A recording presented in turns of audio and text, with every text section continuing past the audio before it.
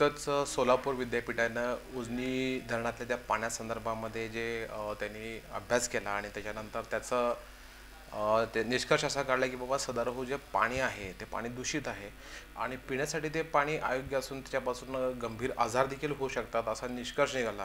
त्याच्यानंतर ज्या वेळेला ह्या ज्या बातम्या वेगवेगळ्या वृत्तपत्रातून वेगवेगळ्या वृत्तवाहिन्यांमधून ज्यावेळेला प्रकाशित झाल्या तर लोकांमध्ये एक असं संभ्रम निर्माण झाला. लोकांमध्ये एक घबराट निर्माण झाली की बाबा आता इतक्या दिवसापासून आपण हेच पाणी पितोय आपण, पण मग पुढं कसं काय.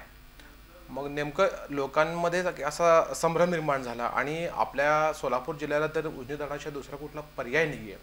मग अशा परिस्थितीत एकूणच जे वातावरण सोलापूरमध्ये निर्माण झालेलं आहे तर त्या अनुषंगानं आज आपल्या BR न्यूजच्या या स्टुडिओमध्ये उजनी धरणाचे जे अभ्यासक आहेत त्याच्या वारंवार त्या लिखाण करतात. तर दैनिक सकाळचे रजनीश जोशी सर आपल्यासोबत आहेत. आपण उजनी धरण काल, आज आणि उद्या या विषयावर इथं आपण चर्चा करणार आहोत. तर नमस्कार सर, आपण आमच्याकडे आज इथे उपस्थित झालात. तर सर, सध्या की लोकांच्या सोलापुरातल्या ज्या लोकांमध्ये सध्या एक प्रश्न निर्माण झाला आहे की बाबा उजनी धरणाचं जे पाणी आहे हे दूषित झालेलं आहे. मग आता हे पाणी दूषित झालं तर नेमकं लोकांमध्ये असं की आता बाबा दुसरा आपल्याला पर्याय काय आवश्यक आपण पितोय पाणी ते. मग हे सगळं ह्या गोष्टी असताना तर आपण सुरुवात अशी करायची ज्यावेळेला उजनीची निर्मिती जी झाली त्यावेळेला काय नेमकं परिस्थिती उजनीची परिस्थिती आणि आता परिस्थिती काय सध्या होत चालली आहे, बरोबर, ह्यावर आपण चर्चा करणार आहोत. तर सुरुवात म्हणजे उजनी म्हणजे आपल्याकडे सोलापूरसाठी पाण्यासाठी म्हणून त्याची निर्मिती झाली, काय झालं त्याचं नेमकं पार्श्वभूमी. उजनीची सुरुवातीपासूनची सुरुवात. हा, तर उजनी धरण जे आहे, उजनी धरणाच्या सुरुवात जी झाली ती 1960च्या सुमारास म्हणजे महाराष्ट्राची निर्मिती झाली आणि यशवंतराव चव्हाण महाराष्ट्राचे मुख्यमंत्री झाले पहिले. तर तेव्हापासूनच्या सगळ्या ज्या काही विकासाच्या गोष्टी सुरू झाल्या त्याच्यामध्ये उजनी धरणाचा समावेश आहे. आता यशवंतराव चव्हाण असतील किंवा पंडित जवाहरलाल नेहरू असतील, पंडित जवाहरलाल नेहरूंनी विकासाच्या दृष्टिकोनातून भारताला ज्या दिशेने न्यायचं ठरवलेलं होतं त्यामधला पहिला घटक जो होता तो शेतीसाठी पाणी हा त्यांनी पहिला घटक ठरवलेला होता. आणि मग पंडित जवाहरलाल नेहरूंनी भाकरा नांगल या धरणाची निर्मिती पंजाबमध्ये सुरू केली. तर ते धरण जे आहे हे त्याच्या संदर्भामधला अहवाल जो होता तो ब्रिटिशांनीच दिलेला होता की हिमाचल प्रदेश आणि पंजाब अशा दोनही राज्यांची पिण्याच्या पाण्याची आणि शेतीच्या पाण्याची सिंचनाची जी भूक आहे किंवा तहान आहे तर ती तहान हे भाकरा नांगल धरण भागू शकेल अशा स्वरूपाची ती साईट तिथं मिळालेली होती. नेहरूंनी त्याच्यामध्ये दक्षता घेऊन पहिल्यांदा त्या धरणाच्या निमित्त प्रचंड मोठा जलसाठा तिथं आहे आणि त्या पद्धतीने ते धरण उभं करायचं ठरवलं. अगदी त्यांच्या पावलावरती पाऊल टाकून यशवंतराव चव्हाणांनी महाराष्ट्र जर सुजलाम सुफलाम करायचं असेल तर शेतीला पाणी दिलं पाहिजे ही पहिली भूमिका घेतली. आणि त्यामध्ये उजनी धरणाचा जो आपला भाग होता तर त्या उजनी धरणाची निर्मिती करण्याच्या दृष्टीने 1960 साली पावलं उचलली. त्यासंबंधीचे अहवाल प्रसिद्ध झाले आणि उजनी धरणाचं कामकाजाला सुरुवात पण झाली. 1960 ते 1980 हा जो कालखंड आहे हा उजनी धरणाच्या निर्मितीचा म्हणजे बांधकामाचा कालखंड आहे. 1980 साली उजनी धरणाचं काम पूर्ण झालं. आता उजनी धरण व्हायच्या आधी सोलापूर जिल्ह्यामधली सिंचनाची स्थिती जी होती ती भूगर्भातलं पाणी जे असेल ते विहिरीतलं पाणी काढायचं, बोरची संख्या सुद्धा खूप कमी होती. आता बोर्स जे निर्माण झाले, बोरवेल ज्याला आपण म्हणतो ते हे जे निर्माण झाले तर त्यांची गरज आणि धरण याचा आपण आपल्याला थोडासा आत्ता कसं होतंय की धरणाच्या आधी बोरमधल्या पाण्याचा वापर करून किंवा विहिरीमधल्या पाण्याचा वापर करून शेती केली जायची. आता असं म्हटलं जातंय की धरणामुळं काय होतंय की कालव्यामध्ये पाणी सोडल्यानंतर विहिरीमधलं किंवा बोरमधलं पाणी वाढतंय तिथून जाणार याच्यामुळे. त्यामुळे धरणाचा आणि भूगर्भातल्या पाण्याचा अगदी अन्योन्य संबंध आहे, एकमेकाशी अतिशय जवळचा संबंध आहे. तर उजनी धरणाची कालची स्थिती बघत असताना उजनी धरण काल असा आपण विचार करत असताना 1980 साली जेव्हा धरण झालं तर त्याच्या आधी 1972 साली मोठा दुष्काळ पडलेला होता. आता या दुष्काळामध्ये काय झाले, दुष्काळाची स्थिती अशा स्वरूपाची होती की त्यावेळेस खायला लोकांना अन्न नव्हतं. मग MS स्वामीनाथन यांनी 1972 साली जो दुष्काळ पडला त्याच्यावरती अन्न सुरक्षेच्या दृष्टिकोनातून आणि ज्याला आपण हरित क्रांती आपण असं म्हणू तर त्यांनीच तो शब्द वापरला. हरित क्रांतीच्या अनुषंगाने कामकाज सुरू केलं आणि जास्तीत जास्त धान्याचं उत्पादन करायला सुरुवात केली. आता जास्तीत जास्त धान्याचं उत्पादन करायचं तर पाण्याची गरज आहे, पाण्यासाठी आवश्यक तेवढी धरणं उपलब्ध नाही आहेत. मग अशा स्थितीमध्ये काय केलं तर बोरचं पाणी उपसा, बोर मारा, विहिरीतनं पाणी काढा आणि या सगळ्या प्रकारामुळे बोर घेण्याची संख्या 1972च्या कालखंडानंतर सुरू झाली. त्याचे परिणाम आत्ता आपल्याला जाणवतात. आपण त्याच्यावरती विचार नंतर करू. तर 72 ते 80च्या दरम्यान सगळ्या गोष्टी झाल्यानंतर आपल्याकडे धरणाची निर्मिती झाली आणि धरणाची जी साईट आहे आपली, तर या साईटचं अनेक जी वैशिष्ट्य आहे त्यामधलं एक वैशिष्ट्य असं आहे की या सोलापूर जिल्ह्यामध्ये पडणाऱ्या पावसाचा काहीही उपयोग या धरणाला होत नाही. म्हणजे धरण आहे करमाळामध्ये, करमाळा भीमानगर या परिसरामध्ये धरण आहे, ज्याच्यामध्ये अहमदनगर जिल्ह्यामधली काही गावं गेलीत, पुणे जिल्ह्यातली काही आणि सोलापूर जिल्ह्यातली काही गेलीत. तर ती साईट त्या पद्धतीची आहे. म्हणजे त्या पाण्याचा येवा जो शास्त्रीय भाषेमध्ये किंवा याला म्हणतात तो सोर्स जो आहे पाण्याचा, तो लोणावळ्यावरनं आहे. त्याच्यानंतर नीरा खोऱ्यामधला काही भाग त्याच्यातला येतो. त्याच्यानंतर भीमा खोऱ्यामधला जो अप्पर भीमा क्षेत्रामधला जो भाग आहे, तर या सगळ्या भागातून तिथं पाणी जमा होतं त्या धरणामध्ये. ती साईट तिथली आहे. त्यामुळे उरलेला सोलापूर जिल्हा सगळा जो आहे तो त्या धरणाच्या खालच्याच बाजूला आहे. त्यामुळे सोलापूर जिल्ह्यात कुठेही पाऊस पडला तरी त्याला काही उपयोग होत नाही. आणि सोलापूर जिल्ह्यातलं 525 मिलीमीटर पावसाचं सरासरी प्रमाण जे आहे ते लक्षात घेतलं तर तशा पद्धतीच्या पावसाने धरण भरण्याची पण शक्यता नाही. त्यामुळे वरच्या पावसाचाच उपयोग ह्याच्यामध्ये होणार होता. आता या स्थितीमध्ये धरण हे 117 TMCचं आहे. त्या 117 TMC हा जो पाण्याचा त्यातला साठा जो आहे त्याच्यामध्ये त्यांनी असं केलं की 53 TMC पाणी हा उपयुक्त साठा आणि 64 TMC पाणी साठा हा डेड स्टॉक आहे. तर धरणाचं वैशिष्ट्य असण्यामध्ये हा दुसरा मुद्दा आहे की या धरणामध्ये डेड स्टॉक जास्त आहे. म्हणजे महाराष्ट्रामध्ये डेड स्टॉक जास्त असलेली जी धरणं आहेत तर अशामधलं एकमेव धरण हे आपलं उजनी धरण आहे की ज्याच्यामधला डेड स्टॉक जास्त आहे. त्यामुळं एकतर त्या धरणाची साईट ही अतिशय वैशिष्ट्यपूर्ण अशा पद्धतीची आहे. त्याच्यानंतर त्यातला स्टॉक जो आहे डेड स्टॉक ज्याला म्हणतात तो मोठ्या प्रमाणावरती केलेला चांगला आहे. त्याच्यामध्ये आणखीन एक महत्त्वाचा मुद्दा त्याच्यामध्ये आहे की त्याच्यातला जो मेंढापूर कट नावाचा जो कालव्याच्या पातळ्यांवरती घेतलेला आहे तो पण वेगळा आणि अत्यंत चांगल्या स्वरूपाचा असा आहे. म्हणजे त्यामध्ये असं वैशिष्ट्य आहे की त्याची खोली खूप आहे. कालव्याची जी खोली आणि त्या खोलीचा जो मेंढापूर कट म्हणूनच तो प्रसिद्ध आहे. तर धरणाच्या बांधकामाच्या याच्यामध्ये किंवा कालव्याच्या बांधकामाच्या याच्यामध्ये ते एक आणखी एक वैशिष्ट्य आपल्या त्या मेंढापूर कटचं आपल्याला कालव्याचं म्हणून सांगता येऊ शकतं. जलसेतू जो आहे आपला धरणाच्या संदर्भातला तोही अत्यंत वेगळा आणि वैशिष्ट्यपूर्ण अशा स्वरूपाचा आहे. त्यामुळं धरण जे झालेलं आहे ते अतिशय उत्तम दर्जाचं झालेलं आहे. धरणामधला जलसाठा मोठ्या प्रमाणावरती आहे. पाण्याचा उपयोग त्याच्या पद्धतीने आपल्याला करता येऊ शकेल अशी 1980ची स्थिती होती. पहिल्यांदा हे बारमाही धरण होतं. म्हणजे बारमाही पिकं तुम्ही धरणाच्या पाण्यावरती घेऊ शकत होता. पण जेव्हा पाण्याचा तुटवडा, पावसाचं प्रमाण ह्या सगळ्या गोष्टी लक्षात घेतल्यानंतर ते आठमाही करण्यात आलं. आता आठमाही धरण करण्यात आल्यानंतर पहिला मुद्दा कुठला येतो तर बारमाही पिकं घ्यायची नाहीत. बारमाही पिकं कुठली तर ऊस आहे. आणि आज आपण जे ऊसाची कारखाने आणि हे क्षेत्र बघितलेलं आहे तर ते उजनी धरणावरती आपण ऊसाचं क्षेत्र घेऊ शकत नाही अशा स्वरूपाचा तो 1980च्या याच्या संबंधातला आणि आठमाहीच्या धोरणाच्या अनुषंगाने मी सांगतोय की त्यावेळेसची परिस्थिती. आपलं सोलापूर जिल्हा इथलं दुष्काळी प्रदेश किंवा पर्जन्य छायेचा प्रदेश या सगळ्या गोष्टी लक्षात घेतल्यानंतर धरणाच्या पाण्याचा वापर नेमका कशा पद्धतीने केला पाहिजे त्याच्यासाठीचा एक क्रॉप पॅटर्न ठरवायला पाहिजे होता. तसा तो ठरवलेला आहे पण त्याचा उपयोग कोणी करत नाही. आता तो क्रॉप पॅटर्न न ठरवल्यामुळं आजची स्थिती जी पाण्याची आपण जी प्रदूषित पाण्याबद्दल तुम्ही म्हणाला ती सुद्धा आजची या सगळ्या याच्यामधूनच उद्भवलेली आहे. तर ते धरण झालं आणि धरण अतिशय चांगल्या पद्धतीने झालं. त्याचा सिंचनाला उपयोग होऊ शकला आणि त्याच्यावरती वीज निर्मिती सुद्धा होऊ शकली. डॉक्टर बाबासाहेब आंबेडकरांनी असं म्हटलंय की एखादं धरण जेव्हा आपण बांधतो तेव्हा केवळ एकाच उद्देशाने ते धरण बांधणं उपयोगाचं नाही. कोयना धरणाचा उल्लेख त्याच्या निमित्ताने मला मुद्दाम करावा असं वाटतो की त्याच्यामध्ये फक्त ऊर्जा निर्मिती त्याच्यामध्ये केली जाते, वीज निर्मिती तिथे केली जाते, मोठ्या प्रमाणावरती केली जाते आणि प्रमुख उद्देश त्याचा जो आहे तो वीज निर्मिती हाच आहे. केवळ एकच उद्देश ठेवून आपल्याला अशा पद्धतीने करू नका असं डॉक्टर बाबासाहेब आंबेडकरांनी सांगितलं होतं.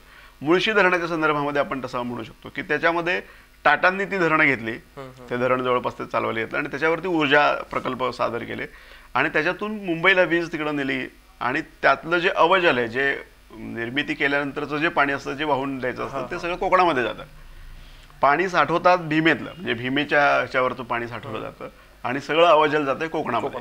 म्हणजे हा एक विपर्यस्त स्वरूपाचा मुद्दा तो त्याही काळापासून आहे. तो ब्रिटिशाच्या काळामध्येच त्यांनी त्याची मंजुरी घेतल्यामुळं त्याच्यावरती पुढच्या गोष्टी काही होऊ शकल्या नाहीत. आत्ता तो चर्चेला पुन्हा एकदा दुष्काळी भाग आपला आणि एकूणच पर्जन्य छाया लक्षात घेऊन चर्चेला तो पुन्हा मुद्दा आलाय.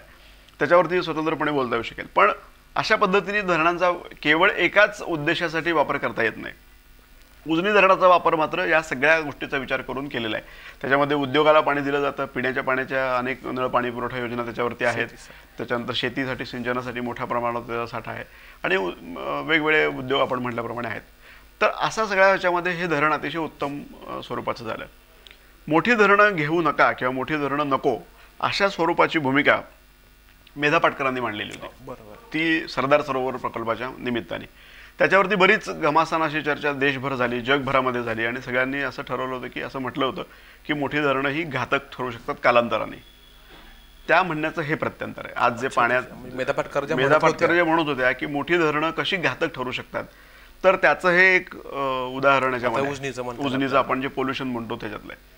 आता उजनी धरणाची ही कालची परिस्थिती बघितल्यानंतर आज काय स्थिती आपल्याला सांगता येऊ शकते, तर हे उजनी धरणाच्या पाण्याचं नियोजन जे आहे त्या नियोजनाबद्दल आपल्याला स्वतंत्रपणे बोललं पाहिजे. आणि उजनी धरणामधला येवा ज्याच्याबद्दल आपण म्हणालो की लोणावळा आणि तिकडल्या भागामधनं जे सोर्स त्याचे आहेत तर तो सगळ्यामध्ये मोठा घातक भाग त्याच्यामध्ये आहे. भीमा नदी जी आहे ती भीमाशंकरला उगम पावल्यानंतर उजनी धरणापर्यंत येते. तर तो जो भीमा नदीचा पात्राचा भाग आहे प्रवाह त्याला अप्पर भीमा क्षेत्र असं म्हणतात. अप्पर भीमा क्षेत्र म्हणजे उजनीच्या वरचं क्षेत्र. तर त्याच्यामध्ये इंद्रायणी असेल किंवा मुळा मुठा असतील या सगळ्या नद्या ज्या आहेत या कुठं ना कुठं तरी भीमेमध्ये येऊन मिसळलेल्या आहेत. आता पुणे शहराची 1980च्या वेळेसची लोकसंख्या जी आहे आणि नंतरच्या काळामध्ये पिंपरी चिंचवड इथली पण लोकसंख्या आणि उद्योगधंदे वाढत गेले. छावण्या तिथल्या मोठ्या प्रमाणावरती आहेत. त्याच्यानंतर ह्या उद्योगाच्या कुरकुमसारखं मोठं क्षेत्र तिथं आहे, बारामतीचं उद्योग क्षेत्र आहे. अशा बऱ्याच गोष्टी ज्या आहेत या वाढत गेल्या आणि त्याच्यातून लोकसंख्या वाढत गेली, त्याच्यातून उद्योग वाढत गेले आणि काय झालं की भारतभरामधले लोक पुण्यामध्ये येऊन राहायला लागले. त्यामुळं पुणे शहराचा विस्तार झाला. या विस्तार झालेल्या शहराला पाण्याची अवस्था, पाण्याची मागणी ज्याच्यामध्ये गरज होती ती पाण्याची गरज वाढल्यामुळं धरणं व्हायला लागली तिथं. तेव्हा उजनी धरणाच्या वरती जी जेव्हा बांधकाम झालं 1980च्या वेळेस त्याच्या आधी धरणाची संख्या कमी होती. आता साधारणपणे 23 एक धरणं जवळपास वरच्या बाजूला झालेली आहेत. ती सगळी झाल्यानंतर मग धरणामधनं पाणी इथं उजनी धरणाला आपल्याला मिळू शकतं. अशा स्वरूपाची परिस्थिती आता निर्माण झाली. म्हणजे जे वैशिष्ट्यपूर्ण अशा पद्धतीचं आपलं कार्यक्षेत्र किंवा उजनी धरणाचं क्षेत्र आहे आपण असं म्हणत होतो साईट या अर्थाने की ही साईट इतकी वैशिष्ट्यपूर्ण म्हणत होतो, तर 23 धरणं भरल्यानंतर वरची धरणं भरल्यानंतर आता खालच्या पाणी येणार आहे. म्हणजे हा एक महत्त्वाचा मुद्दा आहे की 100% धरण भरण्यामध्ये ही अडचण निर्माण होऊ शकते पुढच्या काळामध्ये. आणि पण सुदैवाने काय झालं आजपर्यंत एक 2-3 वर्षांचा सरळ 2-3 वर्षाचा जर कालखंड सोडला 2001, 2002, 2003 किंवा त्या आधीची एक वर्ष असे काही जर गोष्टी सोडल्या तर धरण बहुतेक वेळा 100% भरलेलं आहे. त्यामुळं तशा पद्धतीची अडचण आता कुठली निर्माण झालेली नाही. परंतु ही पुढच्या टप्प्यामध्ये आपण जेव्हा उजनी धरण उद्या ह्याचा विचार करू त्यावेळेस त्यावर बोलू. तर ह्या धरणातला येवा जो आहे हा पिंपरी चिंचवड, पुणे या सगळ्या ह्याच्यातून या नद्यांमधून आपल्याकडे येतो. आता त्या काठांवरती आणि त्या परिसरामध्ये मोठ्या प्रमाणावरती उद्योगधंदे झालेले आहेत आणि त्या उद्योगांमधून जे रासायनिक द्रव्य सोडलं जातं किंवा पाणी सोडलं जातं किंवा त्या काठावरचे वेगवेगळे साखर कारखाने आहेत त्या साखर कारखान्याची मळी असेल किंवा अन्य त्याच्यातून सोडलं जाणारं घाण पाणी वगैरे दिलं जातं किंवा दौंडचा जो रेल्वेचा कारखाना आहे त्याच्यातून काळं पाणी रोज हजारो लिटर पाणी त्याच्यातनं येतं आणि ते सगळं आपल्या उजनी धरणामध्ये नदी वाटे धरणातच येतं. ते तर अशा अनेक ठिकाणावरून घाण पाणी, सांडपाणी, रासायनिक द्रव्य हे सगळं त्या उजनी धरणामध्ये येऊन थांबतं तिथं. त्यामुळे ते पाणी जे हिरवं होऊन गेलेलं आहे म्हणजे पाण्याचा रंग पण बदललेला आहे त्याच्यामध्ये. तर अशा स्थितीमध्ये ह्याच्यावरचा पहिला उपाय काय आहे तर महाराष्ट्र प्रदूषण नियंत्रण मंडळाने संबंधित जी कुठली रासायनिक द्रव्य सोडणारी जी काही किंवा कारखाने जे आहेत त्या कंपन्यांवरती आडकाठी आणायला पाहिजे होती आणि त्यांना त्या पद्धतीचे आदेश द्यायला पाहिजे होते.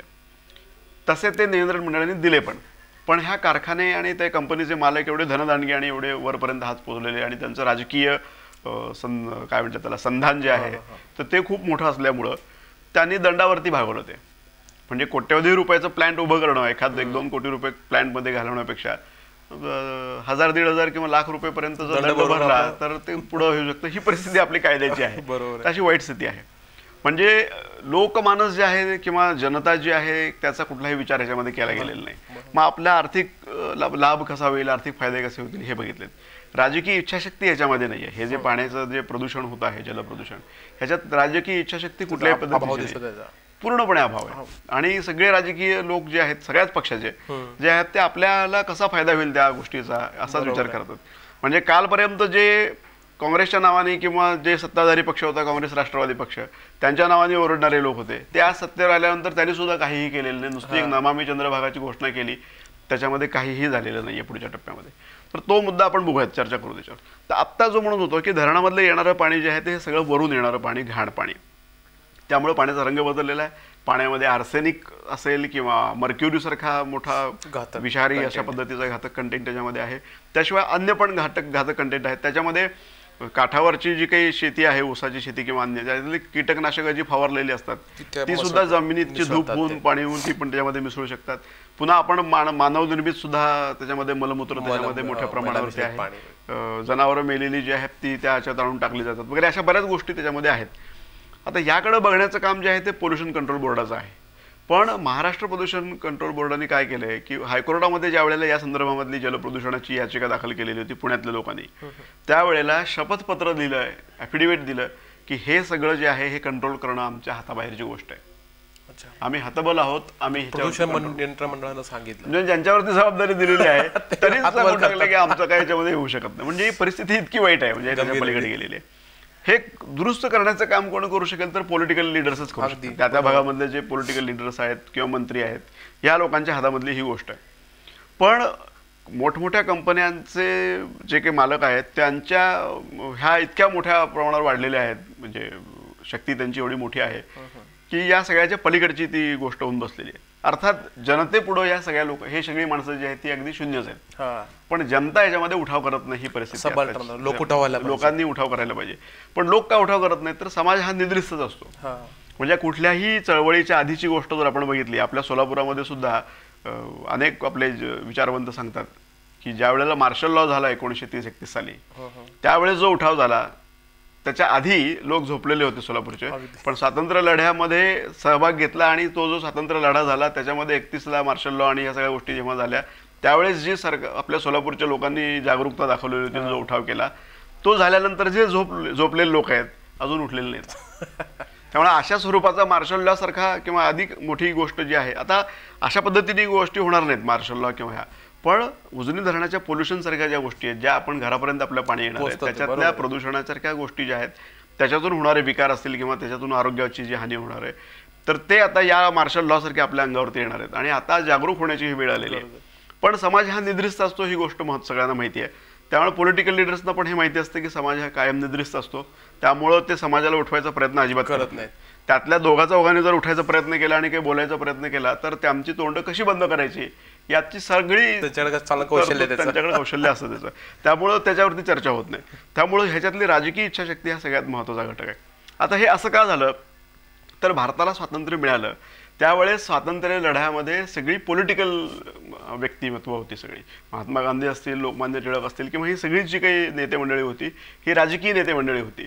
आणि राजकीय नेत्यांनी काही गोष्टी करायच्या आणि मग जनतेने त्यांच्या बरोबर जायचं अशी एक मानसिकता जी आहे ती मानसिकता स्वातंत्र्यानंतर सुद्धा भारतामध्ये राहिली.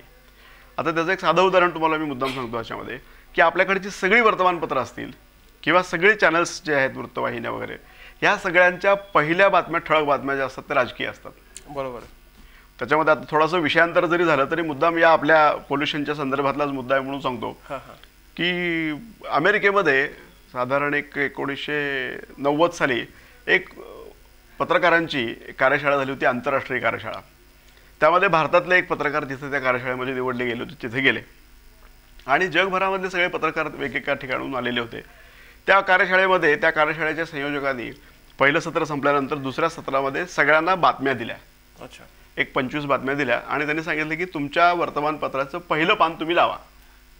फ्रंट पेज तुमचं कसं असेल तर तुम्ही त्याचा विचार करून त्या पद्धतीने या 25 बातम्या ज्या नको आहेत त्या वगळा, ज्या घ्यायच्यात त्या पानावरती घ्या आणि त्याचं स्वरूप ठरवा. सगळ्या लोकांनी काय केलं की ह्युमन इंटरेस्टच्या बातम्या ज्या आहेत ज्याच्यामध्ये माणूस संदर्भात कुठंतरी येतो त्या बातम्या हेडलाईन केलेल्या होत्या. भारतातून गेलेला जो पत्रकार होता त्यांनी पॉलिटिकल घोषणा जी आहे तिची हेडलाईन केलेली होती आणि एक ठार जो होता तो एक ठार छोटी बातमी सिंगल कॉलम त्या पानावरती कुठंतरी कोपऱ्यामध्ये लावलेली होती. आयडियल वर्तमानपत्राचं लेआउट म्हणून त्या संयोजकांनी आपल्या भारताचं लेआउट जे आहे ते सगळ्यांना दाखवलं आणि त्यांनी सांगितलं की इथं राजकीय लोक जे आहेत हे प्रभावी आहेत आणि त्याचा परिणाम या पत्रकारावरती झालेला आहे. पण या पत्रकाराने असा विचार करायला पाहिजे की ही पॉलिटिकल घोषणाबाजी जी आहे ही सगळी कुणावरती संबंधित आहे? जनतेवर. एक ठार जो झालेला माणूस आहे तर माणसाशी संबंधित गोष्ट आहे. तर माणसाशी संबंधित गोष्ट वर आली पाहिजे आणि राजकारणाशी संबंधित गोष्ट खाली आली पाहिजे. हे धोरण जेव्हा बदलेल आपल्याकडचं त्यावेळेला पोल्युशनचा प्रश्न मिटेल.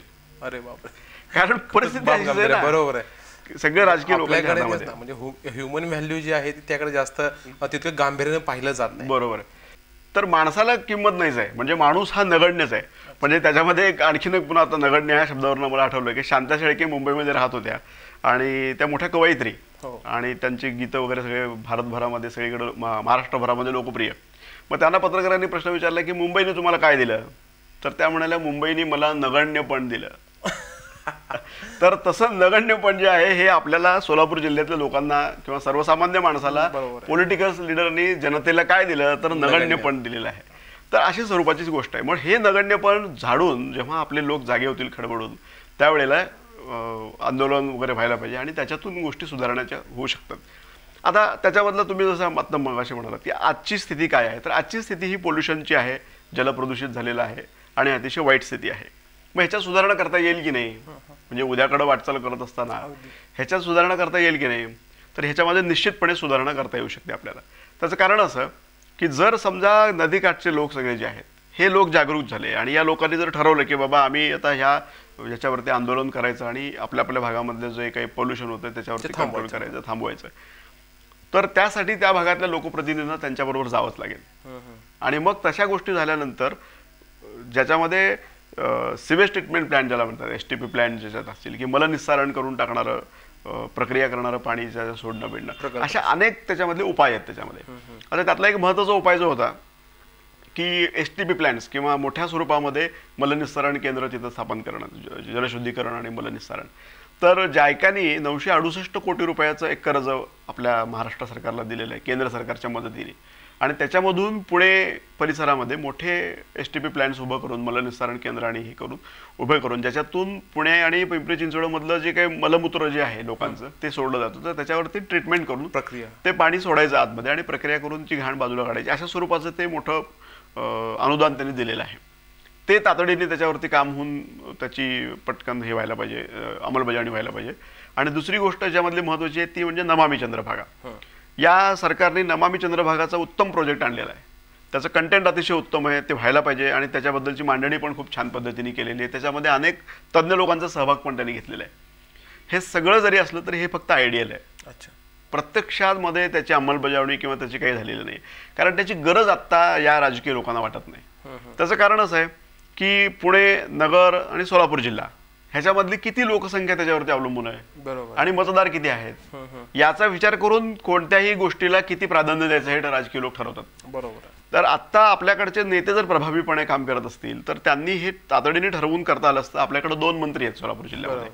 आपल्या दोन्ही मंत्र्यांनी जर ठरवलं की बाबा या उजनी धरणामधलं पोल्युशन घराघरामध्ये येणारं जे काही पाणी आहे. आता आणखीन एक महत्त्वाचा मुद्दा अत्यंत तुम्ही आधीच क्लिअर करतो, विद्यापीठाने जे काही ह्याच्यामधलं संशोधन केलेलं आहे त्याच्याने फार घाबरून जायचं, घाबरून म्हणजे पिण्याच्या पाण्याच्या अनुषंगाने घाबरून जायची स्थिती नाहीये. ते संशोधन घाबरून जावं असंच आहे. म्हणजे उजनी धरणामध्ये आर्सेनिक सापडणं असेल किंवा मर्क्युरी सापडणं असेल ही घाबरून जाण्यासारखी गोष्ट आहे, हे सत्य आहे. पण पिण्याच्या पाण्यामध्ये ते सापडलेलं नाहीये. अच्छा, म्हणजे आपल्याकडचे महानगरपालिकेचं जलशुद्धीकरण केंद्र जे आहे त्याच्यामध्ये नाही. आता महानगरपालिकेचं जलशुद्धीकरणाला आपण क्लीन चिट देता कामा नये. अगदी जलशुद्धीकरण केंद्र रूपाभवानीचं असेल किंवा आणखी कुठलीही असतील तर तिथं आपल्याला चपला सापडतात त्या पाण्यामध्ये. अगदी मेलेलं कुत्रं सापडू शकतं किंवा ज्या पाण्याच्या टाकीमधून आत्महत्या करतात लोक आणि 8-8 दिवसांनी डेड बॉडी त्यात सापडते. आणि इतकी अनास्था महानगरपालिकेच्या पातळीवरती पण आहेच. म्हणजे महानगरपालिकेला फार क्लीन चिट देण्याची गरज नाही, परंतु जे पाणी आपल्या घरामध्ये येतं ते पाणी मात्र इतक्या प्रदूषित आणि इतकं घातक नाही की ज्यामुळं अशा पद्धतीने आरोग्याची मोठी हानी व्हावी. मुद्दा आहे तो विद्यापीठांनी केलेल्या संशोधनाच्या संदर्भातला. त्याच्या आधीची मी तुम्हाला एक गोष्ट सांगतो. 2007-2008 साली आमच्या सकाळच्याच एका मोहिमेच्या निमित्ताने जिंतीपासून म्हणजे उजनी धरणापासून खाली अक्कलकोट तालुक्यातल्या हेळीपर्यंत भीमा नदीच्या एका काठाने मी प्रवास केलेला. त्याच्यामध्ये सगळ्या नदीच्या काठाने जी गावं आहेत त्या गावातल्या लोकांना भेटणं, त्या लोकांच्या समस्या लक्षात घेणं, सिंचनाच्या पातळीवरच्या असतील, पिण्याच्या पाण्याच्या समस्या असतील. बहुतेक सगळ्या गावांमध्ये पिण्याची पाण्याची मोठी समस्या आहे. गावाच्या शेजारून नदी वाहते पण नदीत पाणी नाही. आणि पिण्याच्या पाण्याची समस्या आहे. पोल्युशनचा पण प्रश्न आहेच त्याच्यामध्ये.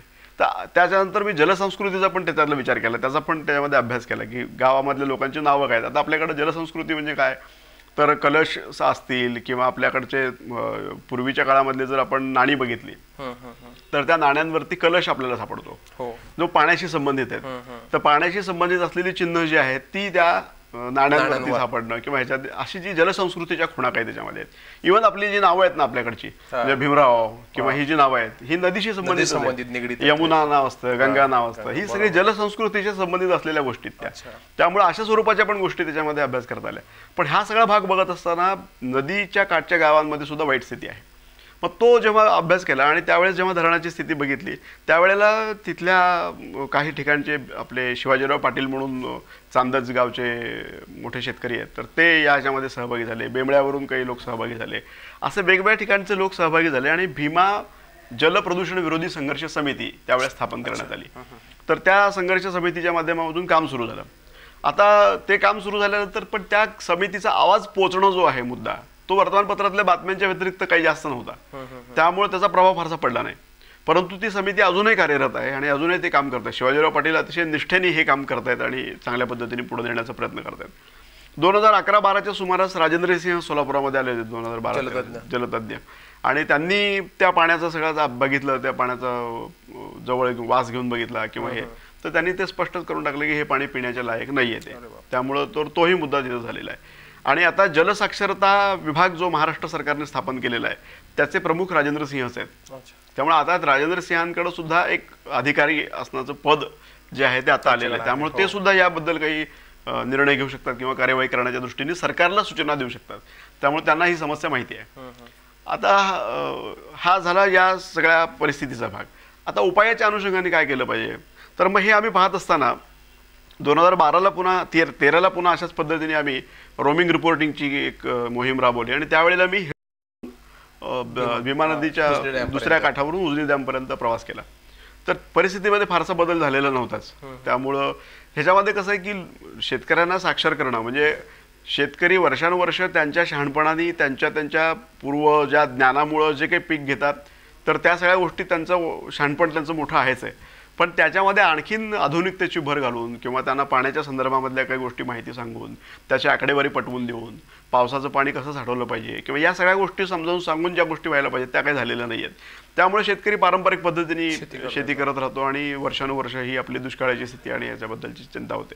मग एवढं मोठं धरण आहे, 117 TMC पाण्याची उपलब्धता आहे आणि लोकांना मात्र पिण्याला सुद्धा उन्हाळ्यामध्ये पंचायत होते आणि एरवी पण पंचायत होते.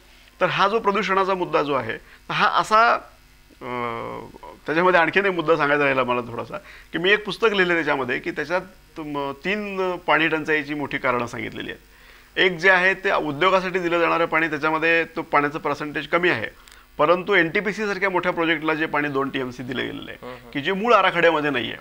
पाणी वाटपाच्या मूळ आराखड्यामध्ये 2 TMC पाण्याचा उल्लेख कुठेही केलेला नाही आहे. तर ते पाणी ते NTPC प्रकल्प यायचं ठरल्यानंतर दिलं गेलेलं आहे. अशा पद्धतीने अचानक दिलं जाणारं जे पाणी आहे त्याचा एक मुद्दा त्याच्यामध्ये आहे.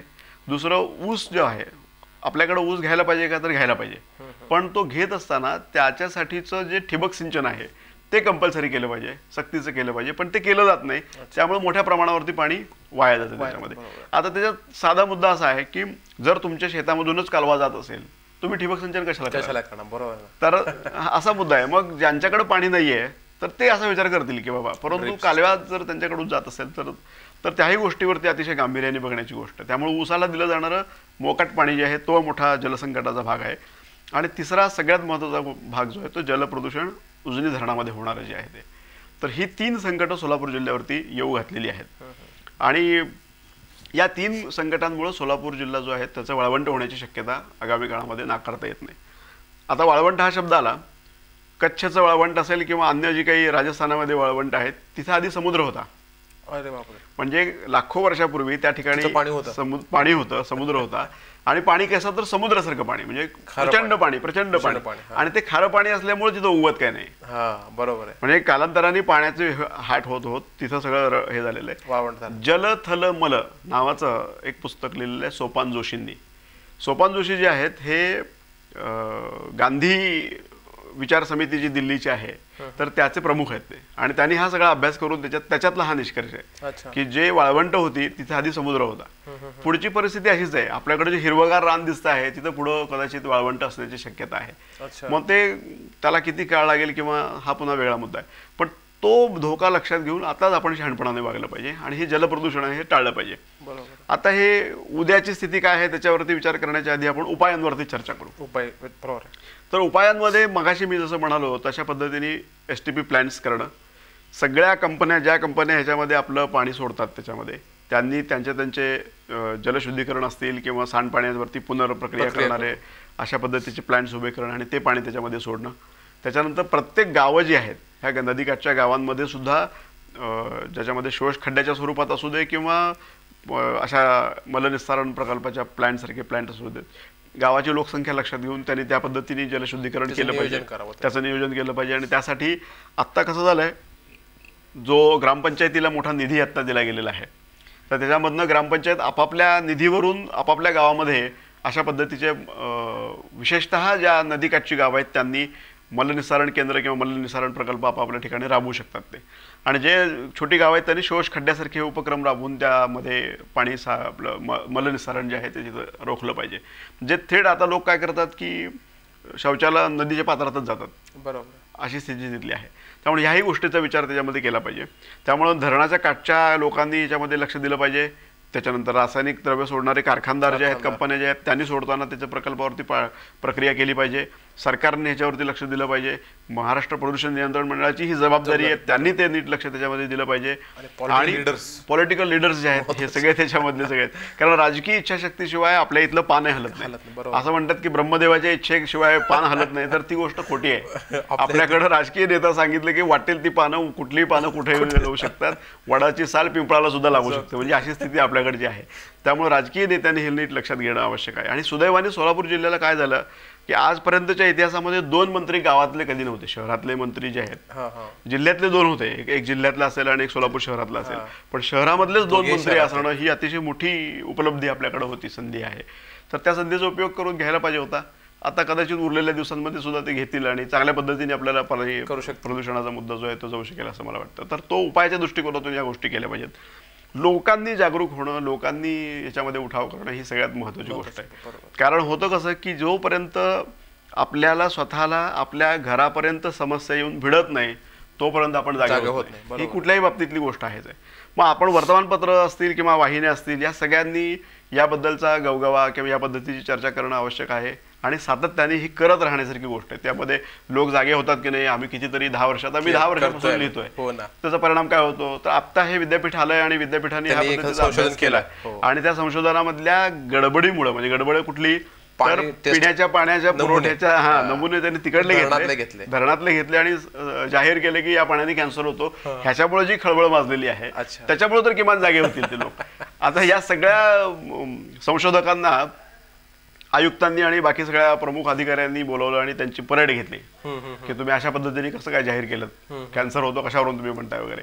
तर या संशोधकांनी अभ्यास केलेला आहे. मुळामध्ये कसं आहे, आपल्याकडं संशोधन करणारा माणूस असेल, अभ्यास करणारा माणूस असेल, यांच्याबद्दल आदराची भावनाच नाही आहे. म्हणजे तुम्ही IAS झालेले असाल किंवा तुम्ही आणखीन कुठल्याही वरिष्ठ पदावरती असाल, पदाधिकारी किंवा अधिकारी असाल, पण याचा अर्थ अभ्यास करणारा माणूस हा यकश्चित आहे का? बरोबर. म्हणजे ह्या माणसांनी आपली हयात घालवून सगळा विचार करून, अभ्यास करून, त्याचं नियोजन करून काही निष्कर्ष काढलेले आहेत. तर या लोकांना तुम्ही आरोपीसारखं जर तुम्ही समोरून उभं करून विचारत असाल तर ही गोष्ट, आणि तुमच्याच कक्षामध्ये किंवा तुमच्याच खात्यामध्ये अनेक लोक भ्रष्टाचारी आहेतच, त्यांनी मात्र ते सगळं पचवलेलं आहे. म्हणजे आरोपींना वागणूक तुम्ही कशी देता, चांगली देता, आणि ज्यांनी संशोधन करून लोकांच्या हिताचे जे काही मुद्दे आणले त्यांना आरोपीची वागणूक देता. ही परिस्थिती जी आहे ही धोकादायक परिस्थिती आहे. तर त्यामुळे संशोधकांना जर असं वाटलं पुढच्या टप्प्यामध्ये की आपण जर काही संशोधनाचे हे काही मुद्दे निष्कर्ष काढले तर कोणी धाडस करणार नाही, जनता त्याच्यामुळे अफेक्टेड होईल ना. बरोबर. IAS अधिकारी आज आहेत उद्या नाही, 3 वर्षांनी बदली झाली दुसरीकडे जातील ते, पण इथली जनता कायम राहणार आहे, संशोधक कायम राहणार आहेत, त्यांचे मुद्दे लोकांपुढे आले पाहिजेत. साधक बाधक पद्धतीने विचार करा त्याच्यावरती, त्यांचा आदर राखला पाहिजे. या शहरामध्ये असेल किंवा एकूणच सगळ्या समाज व्यवस्थेमध्ये साहित्यिक असतील, कवी असतील, विचारवंत असतील, संशोधक असतील, या सगळ्यांचा मनःपूर्वक अशा पद्धतीचा आदर झाला पाहिजे.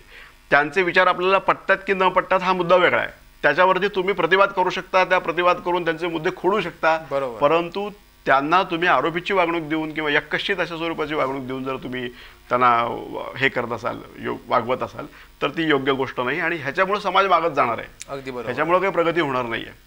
त्यामुळे याही गोष्टी, आणि मला असं वाटतं की मग अशा पद्धतीचे जे मसुरीला आणि ह्यांना ट्रेनिंग दिलं जातं ना IAS वगैरे, त्या ट्रेनिंगमध्ये हा मुद्दा घातला पाहिजे की संशोधकांशी कसं वागलं पाहिजे, साहित्यिकांशी कसं वागलं पाहिजे, विचारवंतांशी कसं वागलं पाहिजे, याच्याबद्दलचे एथिक्स ह्या मुजोर अशा पद्धतीचे जे कोणी अधिकारी आहेत या मुजोर अधिकाऱ्यांना शिकवले पाहिजेत की ह्यांनी नागरिकांशी कसं वागलं पाहिजे.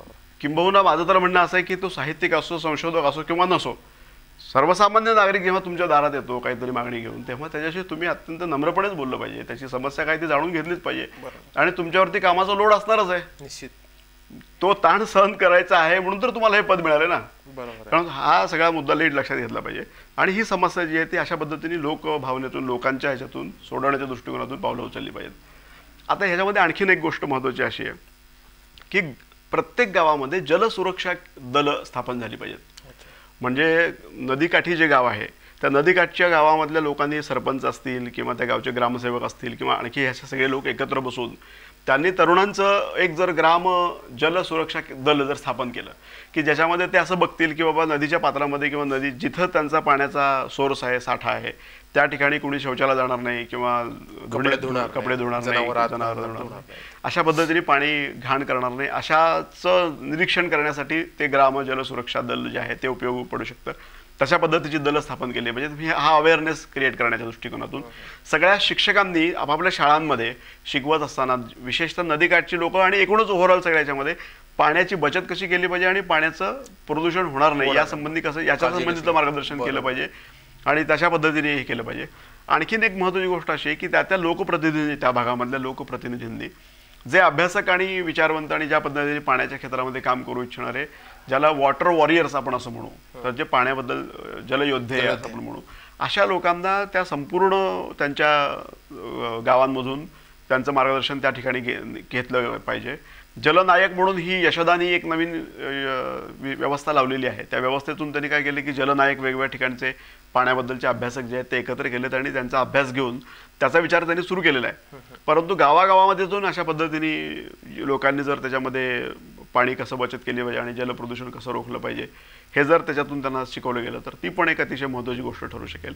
आणि शेवटी नागरिकांनी आपल्या आपण जागरूक असणं ही पण फार महत्त्वाची गोष्ट आहे. म्हणजे आपल्या घरातलं पाण्यामध्ये जेव्हा काय म्हणतात त्याला घाण पाणी येतं त्यावेळेला आपण पाण्याची बाटली भरतो आणि आपल्या नगरसेवकाकडे जातो आणि सांगतो बघा आमचं पाणी आलं, का तर तुमच्या घरात आलं म्हणून. बरोबर. पण हे संपूर्ण शहराचीच त्याच्यामधली अवस्था आहे. त्याच्यानंतर धरणाची अवस्था ही आहे. बरोबर. त्यामुळे धरणातलं पाणी सगळीकडे येणार आहे. त्या धरणाच्या पाण्यामधले धोके कुठले आहेत, पुन्हा ते जनावरं पाणी पिणार आहेत, त्याच्यातले मासेमारी त्याच्यामध्ये मोठ्या प्रमाणावरती होती. त्या धरणामधले मासे जर आपण खाल्ले आपल्याला त्याच्यातून धोका होऊ शकतो. त्या धरणाच्या पाण्यावरती पिकं पिकवली तुम्ही, ती पिकं खाण्यावरून त्याच्यावरती परिणाम होणार आहे, विषारीच असणार आहेत. त्याच्यानंतर जनावरं जर पाणी पिले तर दूध देण्यावरून परिणाम होतो, दूध देण्यावर दुधाळू जनावर दूरगामी त्याचा परिणाम होणार आहे त्याच्यामध्ये. आणखीन एक महत्त्वाचा परिणाम ह्याच्यामध्ये होतो जो आम्ही आमच्या ह्याच्यामधून चर्चेतून काढलेला होता, हा यांनी काढले तो प्रयोगातून केलेला आहे. पण सातत्याने जो पाणी प्यायल्याने जो तिथला प्रकारचा एक मोठा गंभीर धोका आरोग्यावरती निर्माण झाला तो म्हणजे नपुसकत्व. अरे बापरे. तर पुरुषांनाही नपुसकत्व त्याच्यातून येतं आणि महिलांना पण येतं. तर ते कसं झालं, आम्ही त्या गावामध्ये गेलेलो होतो आणि त्या गावामधल्या काही महिलांचे गर्भपात सातत्याने होत होते. मग हे गर्भपात सातत्याने का होत आहेत, तर त्याची जेव्हा कारणं शोधली तेव्हा आरोग्यदृष्ट्या डॉक्टरांना कुठलेही त्याच्यामध्ये गैर किंवा काही अडचण नव्हती. त्याच्यामध्ये सुदृढ आरोग्याच्या त्या महिला होत्या. मग त्यांचं आहार काय घेतात, पाणी कुठलं पितात, तेव्हा पाणी कुठलं पितात असं लक्षात आल्यानंतर जेव्हा नदीचं पाणी पितात धरणाच्या परिसरातल्या, तेव्हा त्यांच्या लक्षात आलं की या पाण्यामध्येच प्रॉब्लेम आहे. आणि मग ते पाणी पिल्यामुळं गर्भपात होऊ शकतात किंवा नपुसकत्व त्याच्यामध्ये. आता हे गर्भपात होणं हा मुद्दा नपुसकत्वाशी निगडीत नाहीये, हा मुद्दा वेगळा आहे. पण पुरुषांना किंवा महिलांना ह्याच्यामध्ये वंध्यत्व ज्याला म्हणतात तर त्या पद्धतीचं वंध्यत्व ह्याच्यामधनं येऊ शकतं. अशा स्वरूपाच्या सुद्धा गोष्टी उदाहरणासहित तिथं घडलेल्या आहेत. आणि याच्या सगळ्या नोंदी ज्या आहेत ह्या भीमा जल प्रदूषण संघर्ष विरोधी समिती जी आहे त्या समितीकडे त्यांच्याकडे आहेत, त्या पाटील यांच्याकडे आहेत.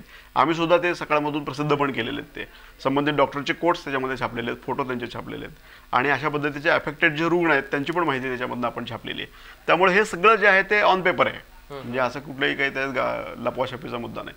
मग ह्या सगळ्या उघड अशा पद्धतीच्या गोष्टी त्याच्यामध्ये आहेत. तर पुढच्या टप्प्यामध्ये ह्याच्यामध्ये हे उपायांचे मुद्दे जर झालेत, हे उपाय तर केले पाहिजेत, पण पुढची पिढी जी आहे ती जर ह्याच्यापासून पुढे न्यायची असेल तर या सगळ्या पाण्याचा उपयोग, आता कसं झालंय, मगाशी आपण जसं बोलत होतो त्याप्रमाणे की उजनी धरणामधल्या पाण्याचा उपयोग करणारे नगर, पुणे आणि सोलापूर जिल्ह्यात जो आहे तिथली लोकसंख्या वाढत चाललेली आहे आणि ऊसाचं क्षेत्र वाढलेलं आहे.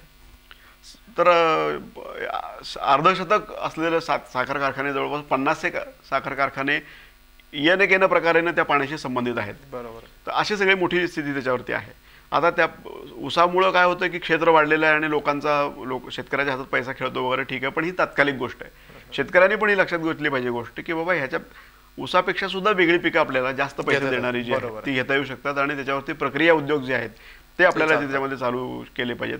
या पद्धतीने शेतीमधले पुढचे विचार जे आहेत ते केले पाहिजेत. जसं इस्रायलमध्ये प्रत्येक पाण्याच्या थेंबाचा विचार करून पाण्याचं नियोजन केलं जातं, तसं शेतीच्या पाण्याचं सुद्धा आणि पिण्याच्या पाण्याचं सुद्धा नियोजन करताना उद्याच्या कालखंडामध्ये या उजनी धरणातल्या जलप्रदूषणाची समस्या लक्षात घेऊन आपल्याला पाण्याचं नियोजन करणं आवश्यक आहे.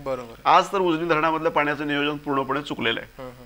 त्याचं कारण असं की 53 TMC पाणी उपयुक्त साठा जर असेल तर 80 TMC पाण्याचं नियोजन सध्याच्या घटकेला करून ठेवलेलं आहे. त्यामुळं 100% धरण भरलेलं असेल तर पाणी कमी पडणार आहे, आणि नसेल तरी सुद्धा हे डेड स्टॉक मधलं पाणी ह्यांना घ्यावंच लागतं दरवेळी. त्यामुळे ही अतिशय परिस्थिती भीषण आहे. आणि मग काय करावं लागतं तर फक्त पिण्यासाठी पाण्याचा वापर करा अशा स्वरूपाचा. आणि आपल्याकडे काय झालंय, उजनी धरणातलं पाणी भीमा नदीतनं सोडल्याशिवाय सोलापूरला पाणी मिळत नाही. आणि मग ते विजापूर जिल्ह्यामधले शेतकरी जे आहेत ते वीज चालू होते, पाणी खेचतात. ही समस्या म्हणजे वर्षानुवर्ष चालणारीच आहे, म्हणजे पिढ्यानपिढ्याच चालू झालं आहे. आता हे काय नव्याने काही ह्याच्यामध्ये नाहीये. तर ही दुसरी पिढी आता हे सगळ्या समस्या ऐकणारी आहे. त्याच्यावर पाईपलाईननी पाणी आणणं हा त्याच्यातला मोठा उपायाचा भाग आहे. तर तो पाणी म्हणजे वेस्टेज पण होणार नाही त्याच्यामध्ये फास्ट येईल. आणि दुसरी गोष्ट त्याच्यामध्ये असं आहे, ते गळती लागणार नाही अशातला मुद्दा नाही. लोकांना पाणी नाही मिळाले की लोक तिथं पाणी फोडणार आहेत, ते जलवाहिनी फोडणार आहेत, त्याच्यातून पाणी घेणार आहेत, ह्या सगळ्या गोष्टी आहेत. पण हे करण्यासाठी, असं होऊ नये हे करण्यासाठीचं नियोजन जे आहे ते अत्यावश्यक नियोजन आहे. त्यामुळे उजनी धरणाला पर्यायी व्यवस्था जी आहे ती आहे भीमा स्थिरीकरणाचा जो मुद्दा आहे, कृष्णा भीमा स्थिरीकरणाचा मुद्दा जो आहे तो.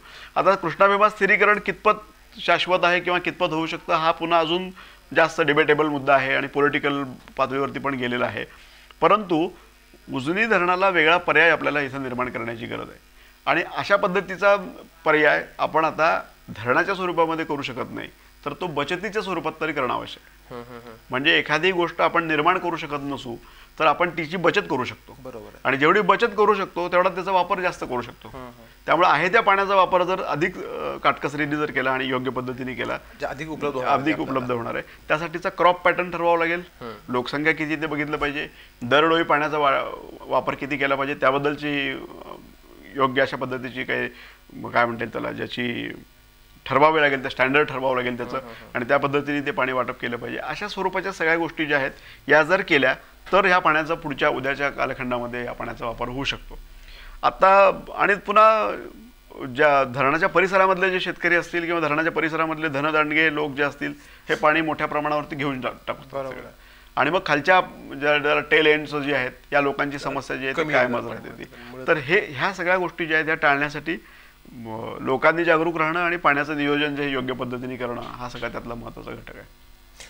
तसं तुम्ही असं म्हणा की आपण तर आता धरणाबद्दलच आपण बोलतोय, जसं की आता म्हणजे इथं इंडस्ट्रीमधून येणारं घाण पाणी असेल किंवा ज्या महानगर असतील त्याच्यातून येणारं घाण पाणी असेल, तर त्याचबरोबर जे सध्या काय झालं की शेतकऱ्याकडून वारेमाप असं खतांचा वापर केला जातो आणि पाऊस पडल्यानंतर तेच पुन्हा पाणी पाण्याच्या खतांचे कंटेंट घेऊन ते धरणामध्ये मिसळतात.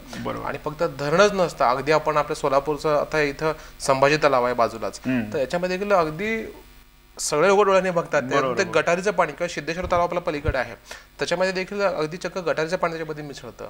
तुम्ही सिद्धेश्वर तलावाचं म्हणालात ना, आम्ही त्या सिद्धेश्वर तलावाच्या भोवताली फिरलो आणि जी वस्ती आहे बाजूनी तर तिथं आम्ही लोकेट केलं तर 21 ठिकाणं अशी निघाली की ज्याच्यातून थेट पाणी सिद्धेश्वर तलावामध्ये येऊन 21 ठिकाणाहून येऊन पडते घाण पाणी. तसंच त्या आपल्या कंबर तलावामध्ये ज्याला संभाजी तलाव म्हणतात त्या संभाजी तलावामध्ये पण तसंच घाण पाणी येत आहे. आता ह्या पद्धतीची व्यवस्था जी आहे ती महानगरपालिकेने करायची गोष्ट आहे. आणि याचबरोबर आता नव्यानं इकडे आता हदवाड भाग जिथं आहे की शांतीनगर देसाईनगर आहे, इकडे देखील जे घाण पाणी आहे ते होडगी तळामध्ये मिसळायला लागले आता, की नव्यानं समस्या तिथे निर्माण झालेली आहे. मग आता ही जबाबदारी तर महापालिकेचीच आहे की त्या पाण्यावर काही प्रक्रिया करून ती पाणी जर सोडून दिलं म्हणजे त्या ठिकाणचे जलस्रोत ते निरोगी राहतील. बरोबर आहे. मग ह्याच्याबद्दल आता म्हणजे फक्त म्हणजे लोकांनी केवळ उठाव करून नाही चालणार, तर पहिल्यांदा तिथले संबंधित ज्या महापालिका असतील त्यांनी एक पाऊल पुढे टाकावं लागेल पहिल्यांदा, की बाबा त्यांच्या ज्या म्हणजे शहरातून जे उत्सर्जित होणारा नाल्याचं पाणी असेल त्याच्यावर जर प्रक्रिया करून जर ते धरणामध्ये गेलं तर म्हणजे 100% आपण त्याला म्हणणार नाही, पण काही अंशी का असं ना त्याच्यावर थोडंसं नियंत्रण राहील.